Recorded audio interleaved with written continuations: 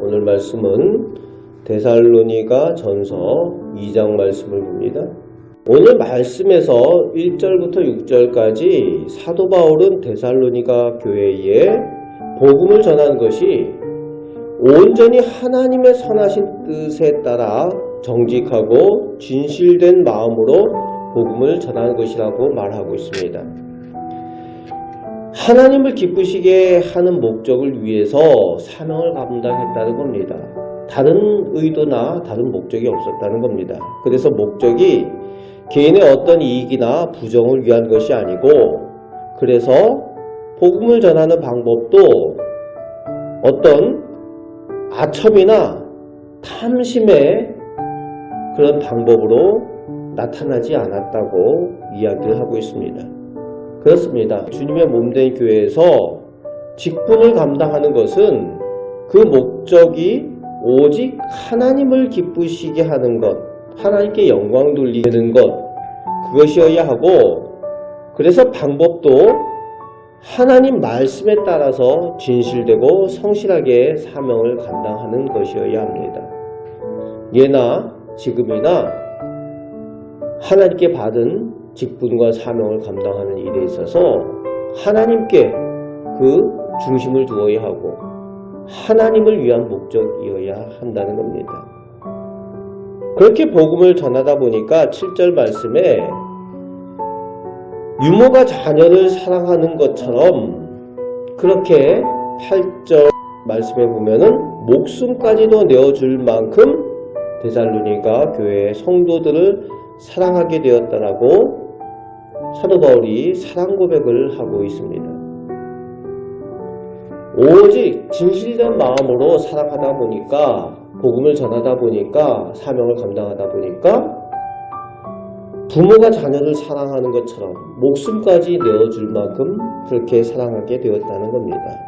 그런 사랑으로 9절부터 13절까지 이제 복음을 막 영접하고 성장해가는 데살로니가 교회에 폐를 끼치지 않도록 하기 위해서 바울과 동역자들이 따로 밤낮으로 일하면서 재정적인 것들을 보충하면서 거룩하고 흠없이 복음 사역을 감당하는 일에 최선을 다했다라고 그렇게 기록을 하고 있습니다.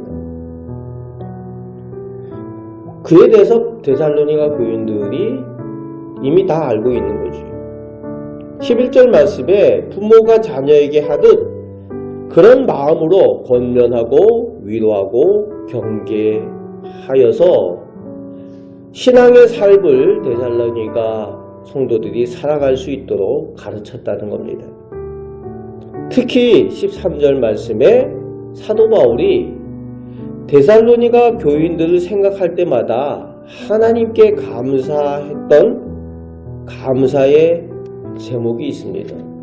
그게 뭔가 하면은 데살로니가 교회 성도들이 하나님의 말씀을 받을 때에 사람의 말이 아니라 하나님의 말씀으로 받았다는 거예요. 하나님의 말씀을 하나님의 말씀으로 받는 것, 이것이 매우 중요합니다. 예나 지금이나 하나님의 말씀을 들을 때에 어떤 학술 세미나나 지식 수업을 듣는 식으로 그렇게 하나님의 말씀을 사람의 말처럼 듣는 그런 경우가 있습니다. 그럴 때는 결코 믿음의 열매나 능력이 나타날 수가 없습니다. 오늘날도 많은 한국교회와 교인들이 예배 자리에서조차도 자신들도 모르게 그런 잘못된 태도를 취하는 그런 경우가 있다는 거예요. 하나님의 말씀을 들을 때에 하나님의 말씀으로 듣지 못하고 마치 학술 세미나에 앉아서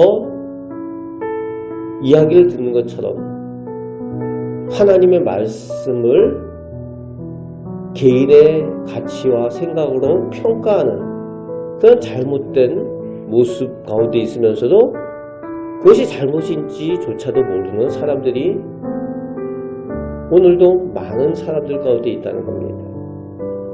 그런 교회들 가운데는, 그런 성도들 가운데는 결코 믿음의 역사가 나타날 수도 없고, 따라서 열매도 나타날 수가 없는 거죠.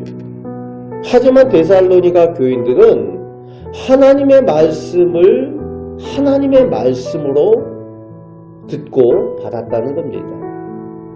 그래서 열매가 나타났다는 거예요. 어떻게 열매가 나타났는가 하면은 14절 말씀에 그 믿음의 열매로 나타나는데, 예수님을 닮아서 고난에 동참하게 되는 열매로 나타난 겁니다. 믿음이 없으면은, 고난이 임박하면은, 고난을 당하게 되면은 쉽게 믿음을 포기할 수 있지 않겠습니까? 편하게 그냥 살아가는 게 좋지, 고난을 받아가면서 어려움을 당해가면서 신앙생활을 해야 되느냐? 이제 막 믿기 시작한 사람들 그렇게 생각할 수 있지 않겠습니까? 그런데 예수 믿는 것 때문에 고난을 당할 때에 그 고난에 기꺼이 동참했다는 거예요. 마치 예루살렘에 있던 초대교회가 유대인들의 박해 가운데에 예수님을 닮아 예수님의 고난에 동참했던 것처럼, 지금 데살로니가 교회의 교인들도 그 그리스의 그 우상 문화 가운데 있는 그 지역에서 그 그리스 사람들이 얼마나 조롱하고 핍박을 하고 그렇게 했겠습니까?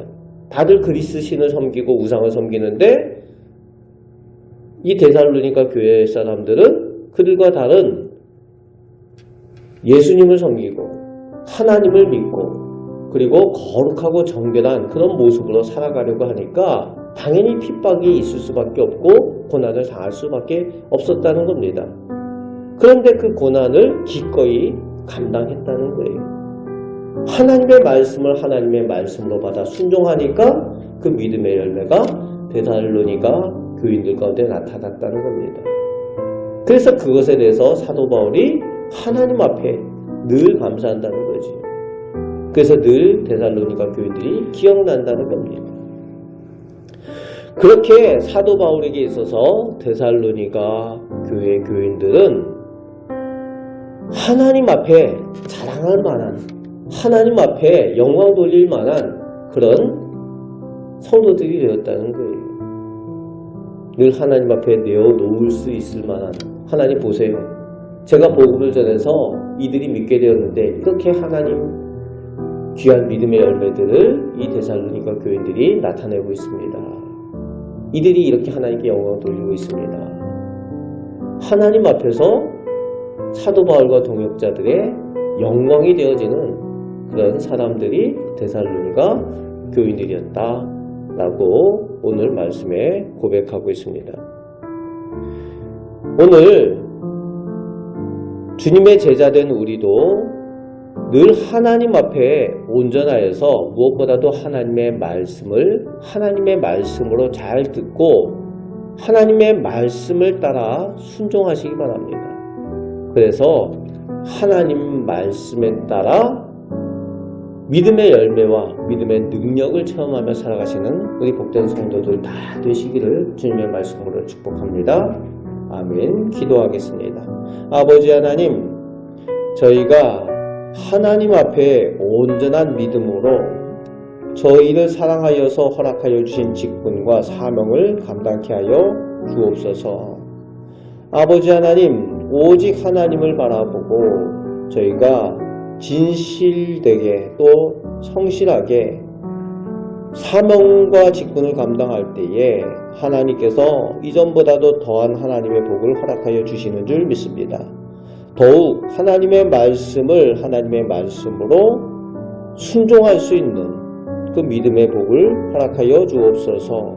성경을 읽을 때에, 말씀을 들을 때에 하나님의 말씀을 잘 구별하여 듣고 하나님께서 기뻐하시는 열매 맺는 믿음의 능력을 나타내는 삶을 살아가게 하여 주옵소서. 오늘도 복 주시기를 원하시는 우리 주 예수 그리스도의 이름으로 기도합나이다. 아멘.